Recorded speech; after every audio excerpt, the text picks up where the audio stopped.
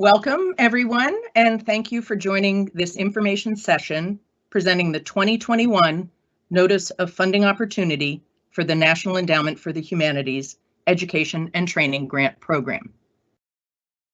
My name is Mary Downs. I'm a Senior Program Officer and Program Coordinator for the Education and Training Program.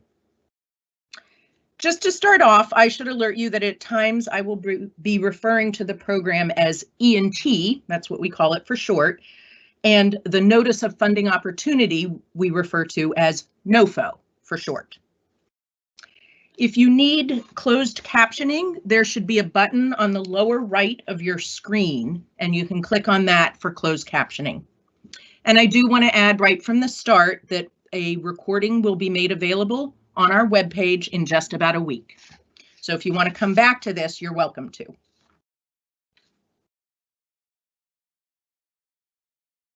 I'd like to take a moment to discuss the agenda for the webinar. I'll begin by discussing the programmatic objectives for education and training, including the funding structures that we offer, applicant eligibility, and the types of project teams we typically see with successful applications.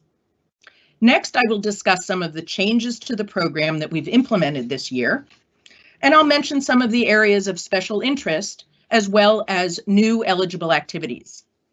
Following a brief overview of these changes, I'll cover a few examples of awards that we have funded in recent years. I will conclude the webinar by briefly going over the application review process, including the review criteria for the ENT program, some tips for preparing and submitting your application, and finally, other resources for learning more about this program. I hope to leave some time for you to ask questions at the end, and I'll do my best to address them at the end of the webinar.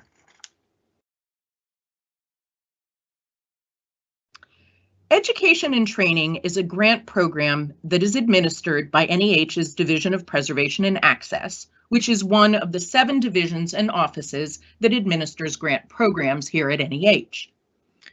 Education and Training supports projects that address the education and training needs of preservation professionals responsible for preserving and creating access to humanities collections at libraries, museums, and archives across the country. This point is important to stress.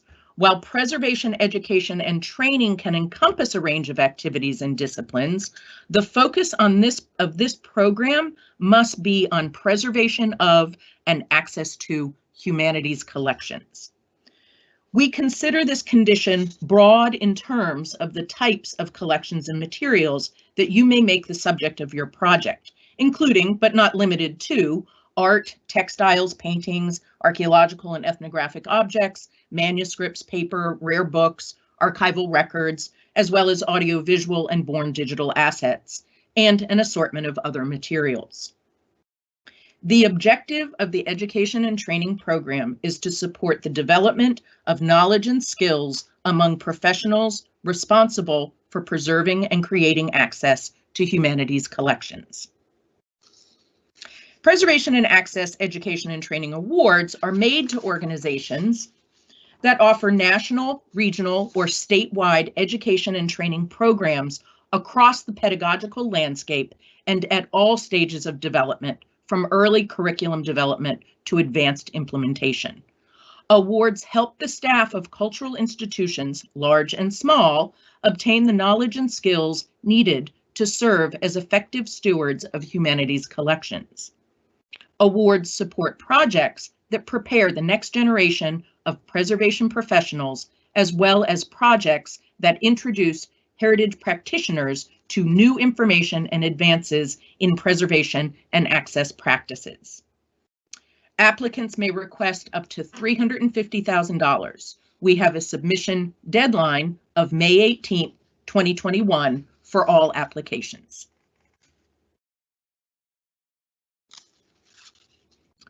Any U.S. nonprofit organization with 501c3 tax-exempt status, accredited public and 501c3 institutions of higher education, state and local governmental agencies, and federally recognized Native American tribal governments are eligible to apply for the Education and Training Program.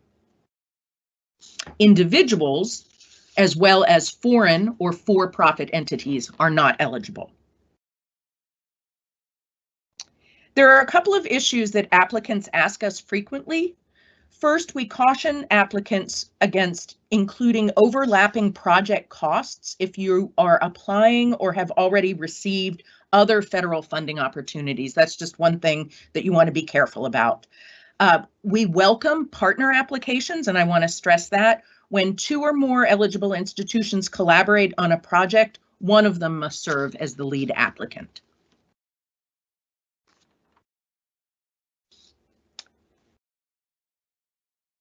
Programs that grant graduate degrees in art conservation may apply for up to $250,000 in outright funds and up to $100,000 in federal matching funds for a period of performance of not less than 3 years and up to 5 years.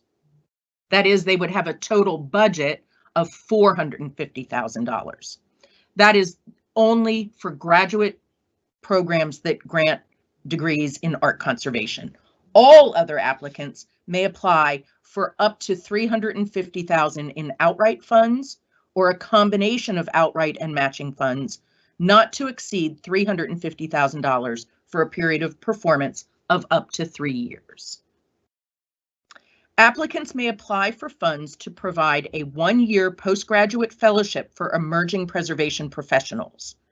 These fellowships aim to bridge the gap between completion of graduate training and full-time employment by offering specialized training in preservation and access topics.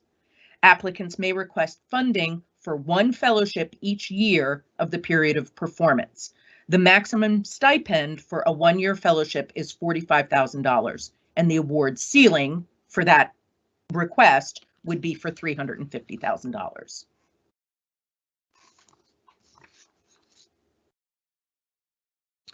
What's new for 2021 in the Notice of Funding Opportunity? We made a few changes last year for the 2020 Notice of Funding Opportunity, and these are still in effect for the 2021 opportunity, which is to say, whatever was in the funding opportunity last year still holds, and we have not made significant changes to this year's funding opportunity. These are intentionally broad in scope. I just want to go over these, what we instituted last year, and that is that you can apply for fellowships across all categories of funding. We expanded the opportunities for emerging professional development, and we included partnership between academic and non-academic institutions as a category.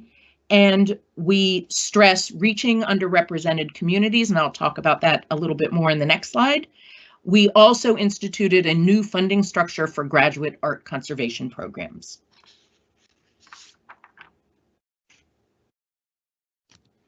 As I said, these are ongoing encouragements from 2020 for the 2021 Notice of Funding Opportunity.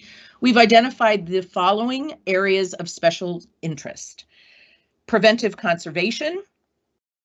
That includes, as well as emergency preparedness, disaster preparedness and response, culturally appropriate practices for collections from underrepresented communities. This would include, but is not limited to, Native American, First Nations, and Indigenous communities, and other activities that support the educational needs of preservation and access practitioners in diverse institutional, geographic, educational, and demographic settings.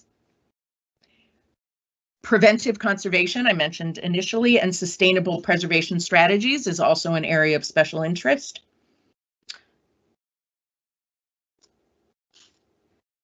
You'll find that we've decided to draw attention to these areas of special interest.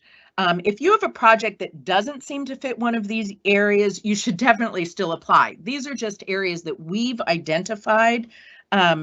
They're intended as a guide for potential applicants, and they're not intended to privilege certain types of projects over others.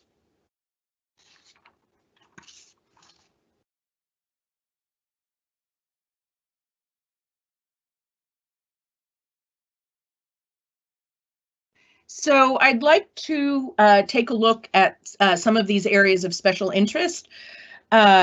This is not new to education and training this year, and it's familiar to our work across the agency. At NEH, we value contributions of underrepresented communities, and what that means for education and training is that we encourage projects that pursue the education and training needs associated with the work of preserving humanities collections for all communities. We understand that for many types of institutions, such as minority serving institutions, tribal colleges and universities, community colleges, and smaller heritage institutions, such as public libraries, historical societies, archives, or museums, it may not be achievable, or it may not be possible for them to achieve the gold standard for preservation. For this reason, we want to see proposals that investigate how to make the work of preserving humanities collections more accessible, sustainable, and manageable for institutions with limited capacities. Over the years, the Education and Training Program has supported fantastic projects that have tackled issues of preservation and access for Indigenous communities and for smaller institutions, to name just two examples.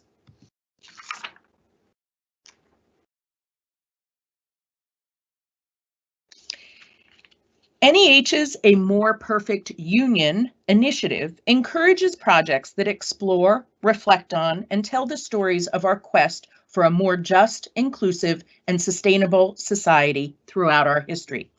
NEH especially welcomes projects that bring the perspective of the humanities to questions of racial justice, gender equality, the evolution of the American landscape, as well as America's place in the world. Projects that strengthen Americans' knowledge of our principles of constitutional governance and democracy are strongly encouraged, as are projects that address the experiences of Native Americans and other underrepresented communities. In addition, NEH welcomes projects that develop innovative approaches to sustaining the nation's humanities infrastructure and preserving its historical record. I'd like to highlight a couple of examples of recent E&T awards. In 2019, we supported the Midwest Art Conservation Center. This is a regional preservation field service program that strengthens preservation practices and the care of humanities collections at hundreds of museums, historical organizations, libraries, and archives in the five states of the upper Midwest.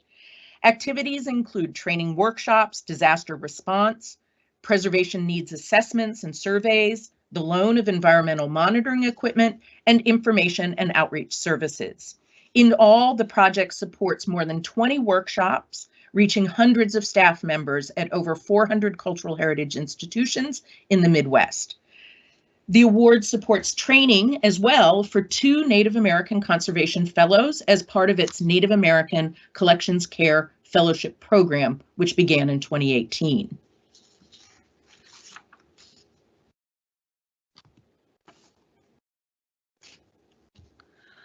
Another funded project example is the establishment of a new Alliance for Response network in Oklahoma City. This included delivery of training for a regional response team associated with Alliance for Response's existing network in Georgia, the creation of continuing education webinars on emergency preparation and response for 27 existing Alliance for Response networks, and the building of web-based resources to include a new forum planning guide and other key tools.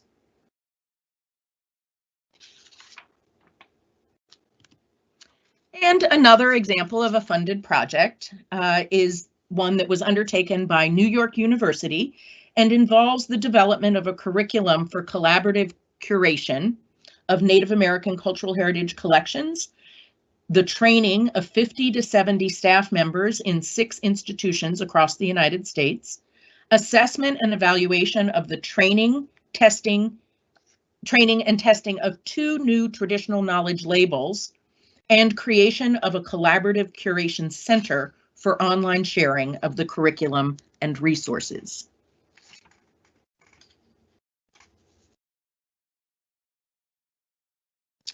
Another example of a funded project, this is for graduate education in the conservation of humanities collections at the University of Delaware.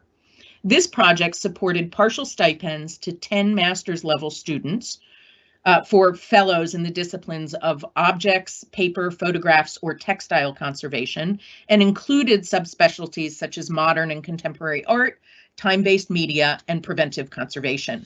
This was for support over 2 years, and also 2 years for the stipends for the students, as well as honoraria for special guest lectures.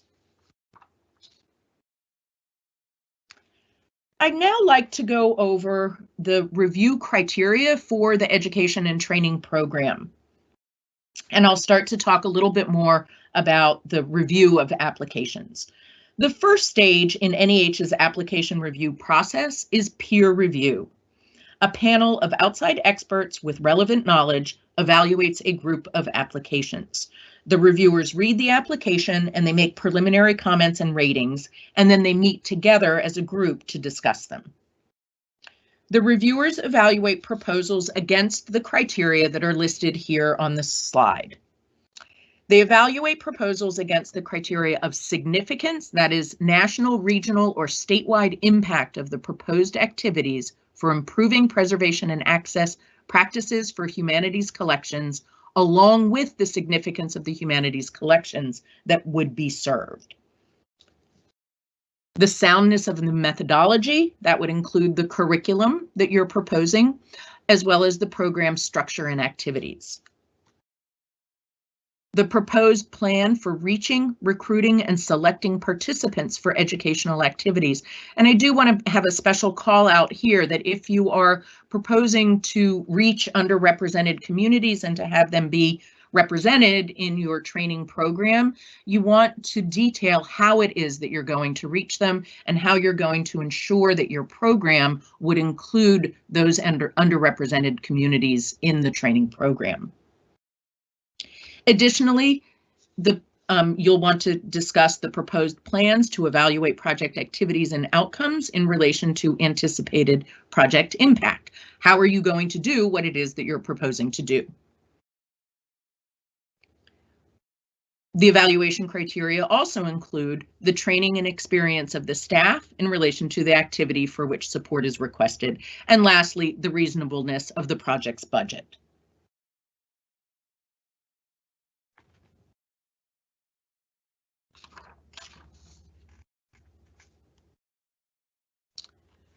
What you'll need to prepare. Here are the major components that you'll need to create and assemble your application. A full listing of all materials appears in the Notice of Funding Opportunity. Some of the materials are standard forms, but for many of them, you'll prepare a document and ultimately save it as a PDF for uploading into grants.gov. I want to stress that it is important to follow the formatting requirements and the naming conventions very carefully. Most of these items are straightforward, but I want to point out a couple of things. Our agency has shifted to using a standard budget form, which is called the Research and Related Budget. A separate budget justification is required that provides requested information about certain budget items listed. You may also use the budget justification to include cost share. But I do want to stress that cost sharing is voluntary, it is not required, and it may be used in instances where the total costs of the project exceed the amount that is awarded by NEH. Cost sharing is not considered in the evaluation of applications. It's not required, you don't have to do it. You'll find detailed information in our NOFO explaining how to complete the budget form, but if you have additional questions about the budget, we encourage you to reach out to our colleagues in the Office of Grant Management who can assist you. We also require that applicants provide a detailed work plan as a separate attachment. In your main narrative, you'll want to outline the activities for your project, but the attached work plan should be used to provide a more comprehensive timeline. It's important that you explain succinctly how each activity informs subsequent work and how you will coordinate project partners or outside collaborators.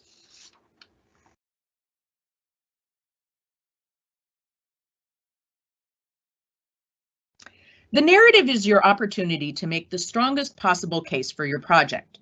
Don't assume that reviewers know anything about your institution or project beyond what you present in the narrative and the application. While it may seem obvious, we cannot emphasize enough that the best narratives are those that adhere to the sections outlined in the Notice of Funding Opportunity and that address all the review criteria.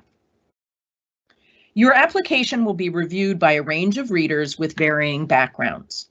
Many reviewers may be your peers, so it's important that you demonstrate your knowledge of the field and other recent education and training initiatives. On the other hand, successful applications are those that can explain the significance of your E&T work for a general educated audience who may be more interested in how your work will have an impact on the work of the humanities.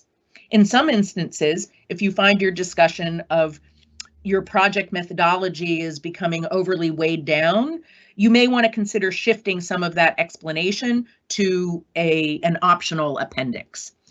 The key is that you want to make your narrative be as readable and comprehensible as possible for your reviewing audience. Letters of support are optional, but they can be effective in affirming the impact that your project will have in the preservation field and the humanities.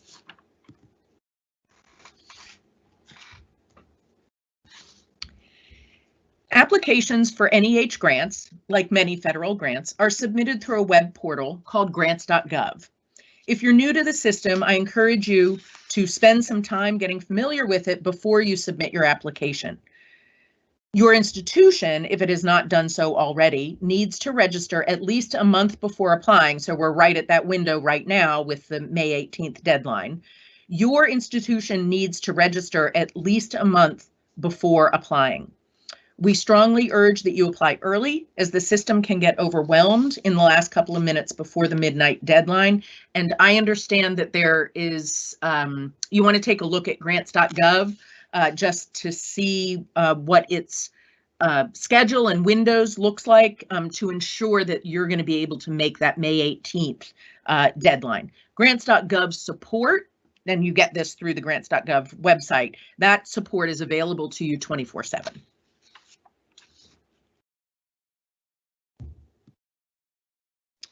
So I want to go over what the life cycle of your application. What happens to your application once it comes to us at NEH?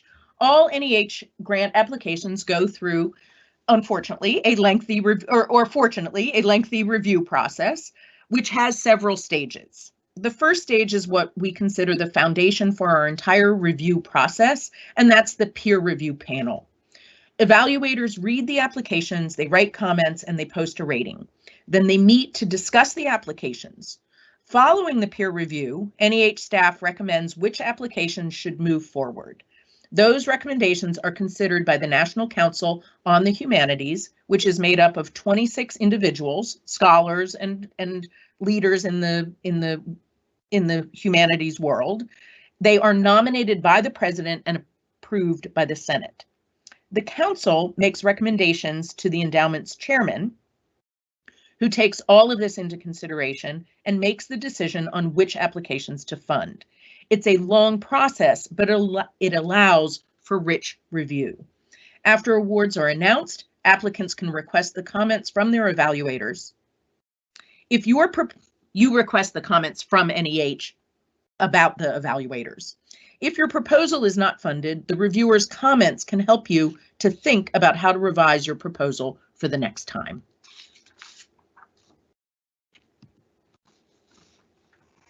So just a couple of things to point out to try to avoid when you're putting your application together. We've got lots of tips and strategies for submitting a competitive application, but I thought I would just focus on a couple of common errors that we see. one, it is so important to follow the guidelines, read them and read them again, and figure out how you are going to take your program and fit it into the guidelines.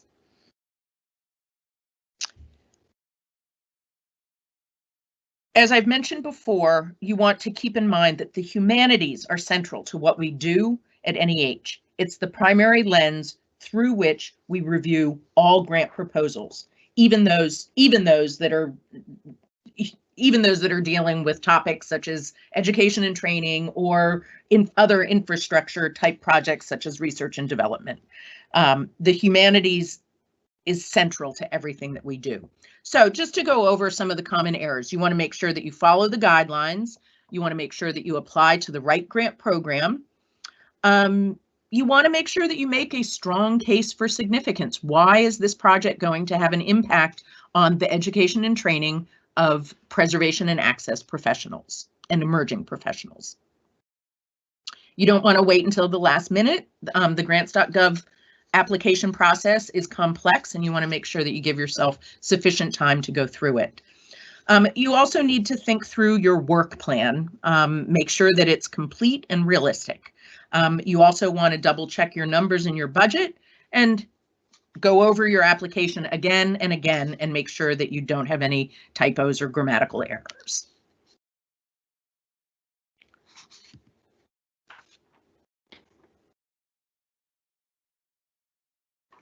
And finally, I would like to say that I've presented a lot of information in a compact format here. You can find the Notice of Funding Opportunity along with other useful information and sample successful application narratives on our website at www.neh.gov. But at this time, I think I will just go ahead and open up the floor for questions to the audience that we have, at the same time that I would stress that I think I have the date wrong there, April 30th. That needs to be in by April 13th. I'm sorry, that's typo there. We will answer questions and provide telephone consultations and read draft proposals submitted no later than April 13th. Mary, it actually does not look like anybody has submitted any questions on the Q&A portion of the meeting. So. Okay, got it. Even after opening it up to them, we'll hold them online here for a little bit longer if they want to submit anything. You can submit questions to us. You can send an email to us at preservation@neh.gov, and you can call our main preservation line at 202-606-8570. And I also wanted to remind you that the recording will be available on our website in about a week. And Mary, I did make an announcement via the Q&A portion with the specific link to the NEH website on where they will be able to go to access that recording once it's put up. Got it. Great. Thanks. Okay, we do have one question. From Abbott Nixon has asked, if my mission involves out-of-country edition and cultural change, does this fit with NEH? If your proposal involves out-of-country, I didn't get the word there. Edition and cultural exchange.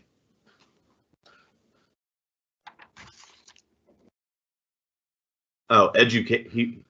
Education. Yes. Yep. He just changed. The primary audience for all a couple of conditions on NEH grants. Eligible institutions are those that are, as I said earlier, 501c3 institutions in the United States. They must be U.S. institutions, and they must be serving primarily a U.S.-based audience. There are instances where there could be work that takes place overseas, but it has to be serving an American audience. So the question was for education and cultural, I think I heard cultural change. Exchange is what it says. Cultural exchange. Yes. This is not an exchange program. The audience needs to be concretely defined.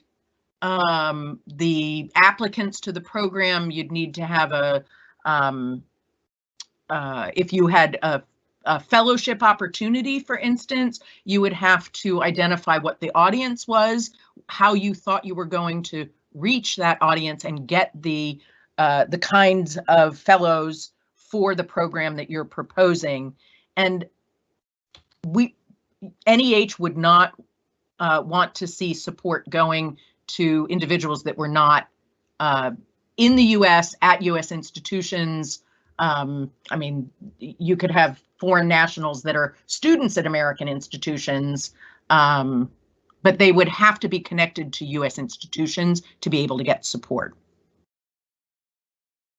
Okay, next question is from Chris. What advice do you have for federally recognized tribes as lead applicants?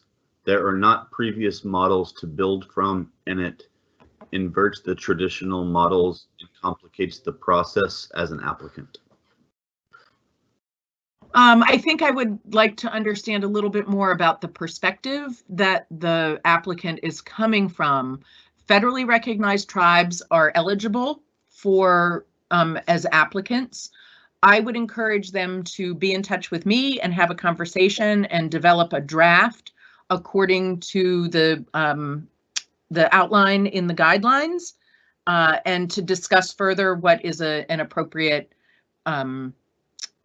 presentation of an application and how it would be reviewed. And I would be happy to have that conversation. So I would encourage an applicant that wants to do something that might be a little different than what the guidelines specify to have a conversation with me. Okay, anonymous user asked a question, draft proposal review. Should this just be the narrative or narrative and budget?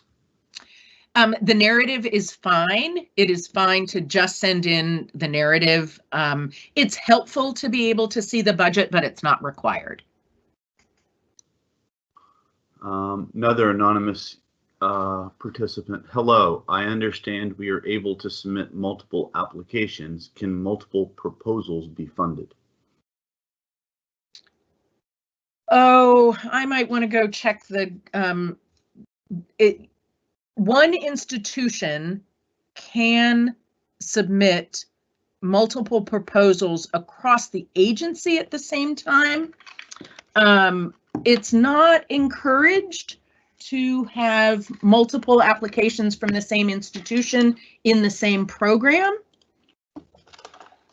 And I want to double check the guidelines on that.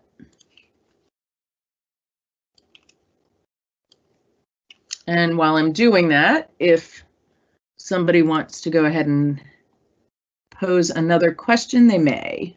Sure. What do you need to see to review a draft proposal? Does the narrative need to be full length? No, the narrative does not need to be full length. It's more beneficial to you as the applicant if the draft proposal is as complete as possible, because then I can give you the kind of guidance that will be helpful in preparing a final submission. But if there are certain sections of the draft that you don't have or they aren't fully developed, you can just put the header, the headline, the outline header in and say still to be completed. Of course, it's most important that you have the impact statement, the significance of the program. You know, if there's areas that you still need to further develop and you don't have that, that's fine. But it is most beneficial to you as the applicant if the draft is as complete as possible. Okay.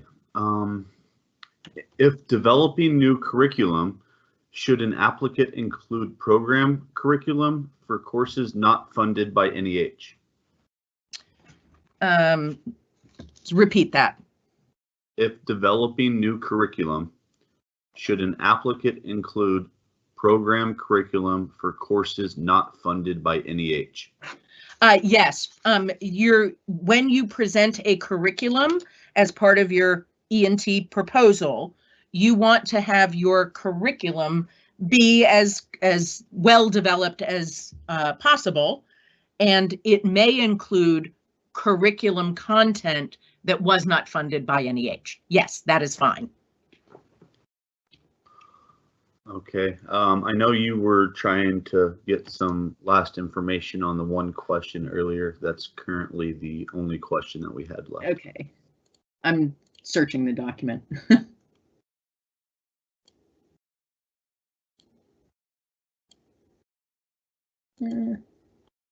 Yes, I'm going to repeat what it says in the guidelines. Eligible applicants may submit multiple applications for separate and distinct projects under this announcement. That is, you may have one unit at University of fill in large state. You may have one unit at the library that applies for a program, and you may have another unit at the museum that applies for an education and training program. They would have to be two separate and distinct applications. And if they were both regarded by the review panel as being rated in the excellent range, NEH could fund both of those projects at the same institution. So the answer is yes. One institution can submit multiple applications. One institution may be awarded multiple awards through this grant program, but they would have to be coming from separate units within that institution. Thank you for answering that, Mary. It looks at the current time like no more questions have been submitted over the last few minutes. Anybody else out there have any questions that they want to ask? And if there is nothing else for today's presentation, I encourage you to be in touch. As I said, the deadline for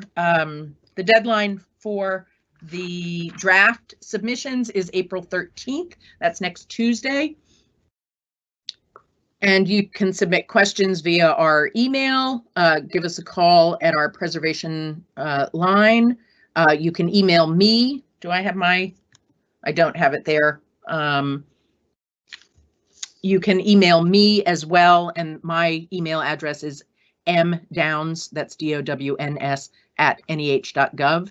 And I'm happy to answer any questions about how your project fits into the program, and anything that I can do to help you improve your chances for submitting a competitive application. I'd be happy to answer those questions for you. Yeah, we have a couple of straggler questions that have just come in.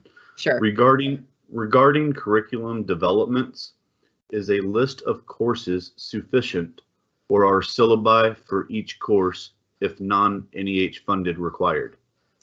There's nothing specific in terms of what curriculum means. You know, is it a syllabus? Is it, the important thing is that you know what the content is that is going to be that's going to be taught, and what your expected outcomes of that instruction would be.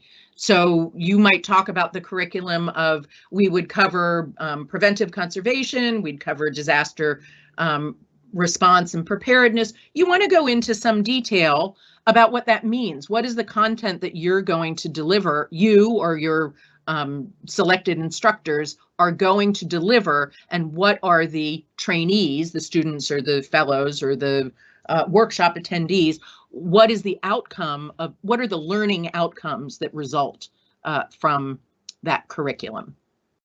So it's more important that it's the content and what the outcomes are than any particular format per se. There is another question. I think there's a little confusion just because you've verbally mentioned about the 13th, but the Q&A slide says the 30th. So there's just a little confusion about that, it looks like. Asking what the deadline is for the draft. Right, sorry about that, and we'll make sure that we get that corrected before we post this. The deadline for the drafts is April 13th. 1-3. Okay. And then we have, When do we hear feedback from draft submissions? Draft submissions, you'll anything submitted by April 13th. I am trying to get that information back to you within 2 weeks. And we'll set up an appointment and have a conversation. It may be with another program officer in the Division of Preservation and Access. If you submit a draft, you'll hear back from me within a week, and we should be able to set up an appointment to either that I can give you some feedback via phone, or I may be able to provide feedback via email within a week to 10 days after that. It's important that you get the comments back in sufficient time for you to be able to develop your draft to be able to submit it by May 18th. So I'm going to say that I would absolutely try to get information back to you by early May.